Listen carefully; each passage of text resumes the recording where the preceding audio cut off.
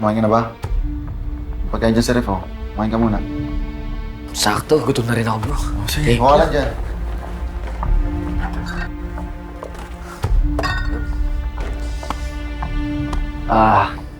Bro, thank you talaga. Kasi hindi ko rin alam ang gagawin ko kung hindi ka pumayag na makitira ako dito sa apartment. Wala yun, bro. Buti nga din na may kasama kasi malungkot kaya mag-isa. Alam mo ba? Totoo yun? Baka naman mamaya, secretly galit ka na sa akin. Siyempre, hindi mo na madadala yung mga babae mo dito na gusto mo. Sa ulo. Bahala ka, isipin mo gusto mong isipin. Uy, patabi ah. Ito na.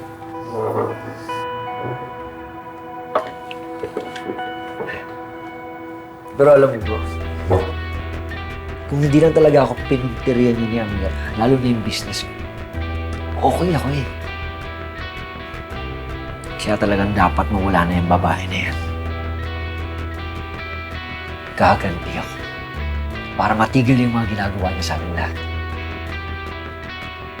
Bro, ayusin mo yung negosyo mo para makabangon ka.